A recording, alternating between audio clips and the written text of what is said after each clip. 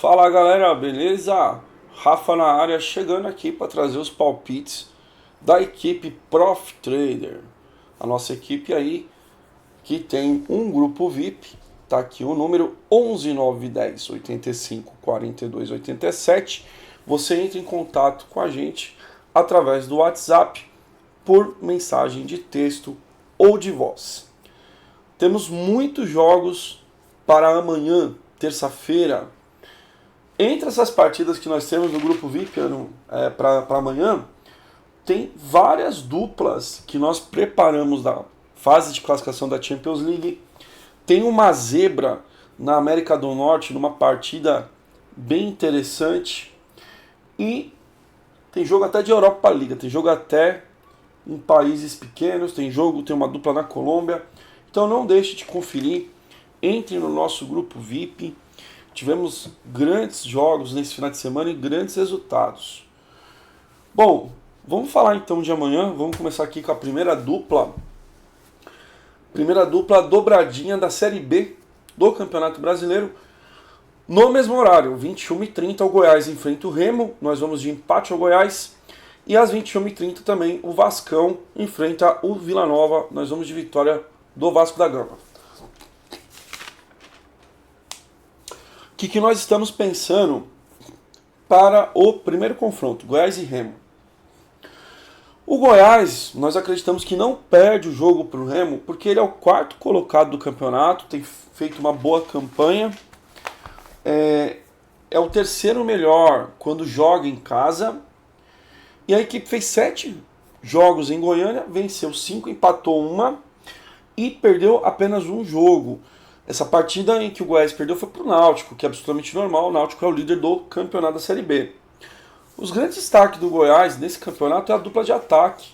O Aleph e o Bruno, né? O Aleph Manga e o Bruno Mezenga. O Aleph fez 4 gols, o Bruno fez 3. E o Goiás vem de uma partida muito boa, jogada em Curitiba na sexta-feira, em que o Goiás conseguiu arrancar um empate do Curitiba. O Curitiba é muito forte quando joga em casa, e o Goiás foi lá, empatou o jogo com um golaço no segundo tempo e tem todas as condições amanhã de não ser derrotado pelo Remo.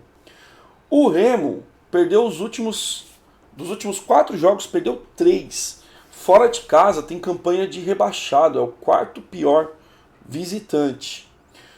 E vem de 2 derrotas fora. Perdeu para o Avaí e para o Londrina por placar de 1-0. Por isso a gente vai de empate ao Goiás. A outra partida é em São Januário. Lendário São Januário. E nós vamos de Vasco, que é um dos candidatos a subir de divisão, contra o Vila Nova de Goiás.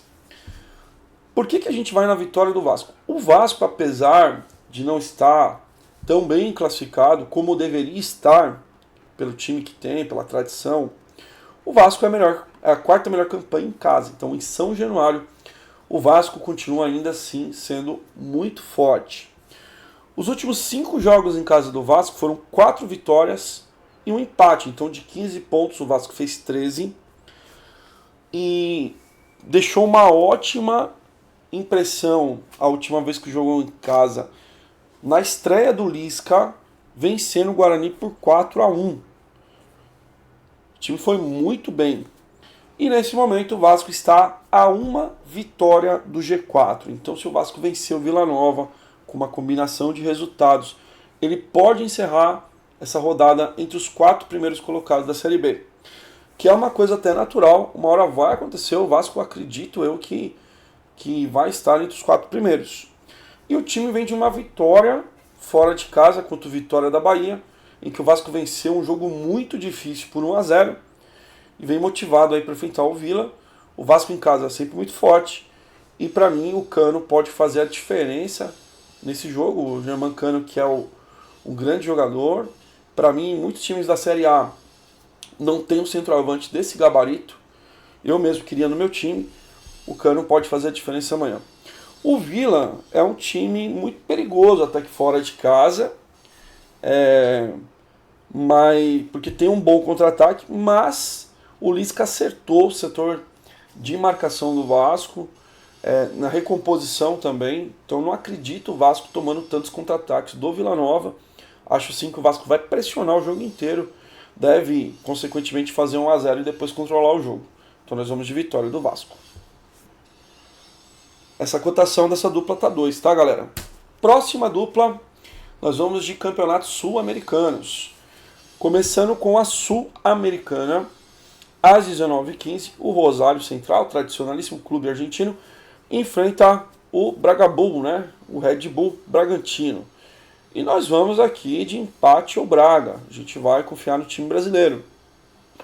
Por quê?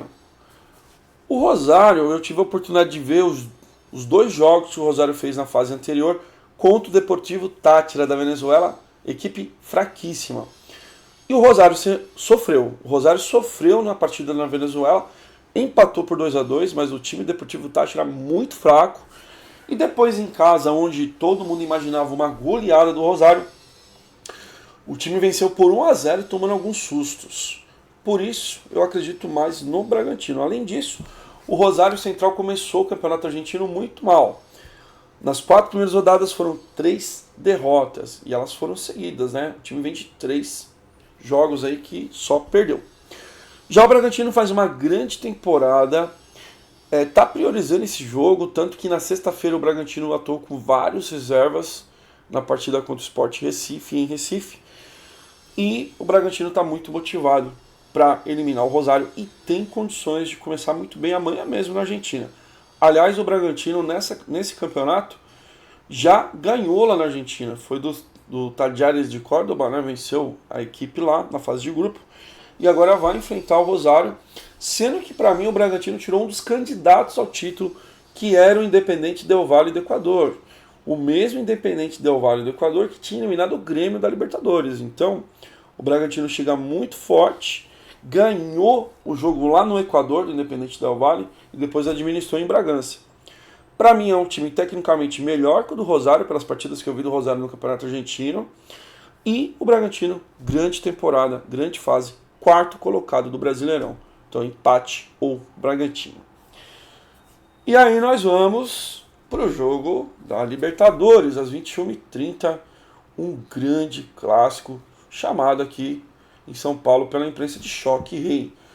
Jogo entre São Paulo e Palmeiras, e foi difícil fazer análise desse jogo, mas nós pensamos que é um jogo para menos de 2,5 gols, por causa de alguns fatores que para a gente é muito importante, como o equilíbrio do confronto. Nenhuma das duas equipes é mais forte do que uma outra. Você pode até falar que o elenco do Palmeiras é melhor, porque tem mais opções, mas time por time, 11 por 11, são equipes bem parecidas. Talvez um seja melhor que o outro, talvez o Palmeiras seja até melhor, mas não é tão melhor assim. Então é um jogo muito equilibrado, haja vista que no final do Campeonato Paulista São Paulo foi vitorioso contra o Palmeiras. E uma outra coisa importante, um fator que para mim é determinante, é o primeiro jogo de um mata-mata de Libertadores.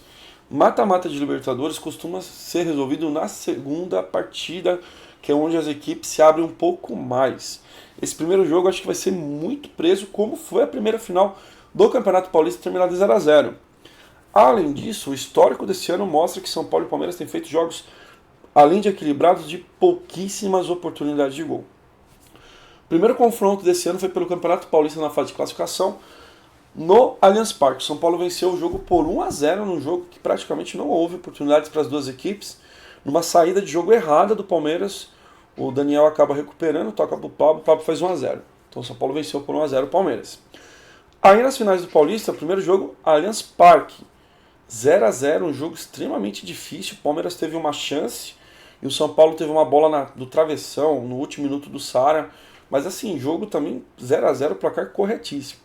E aí sim, no Morumbi, o São Paulo acabou vencendo o Palmeiras por 2-0.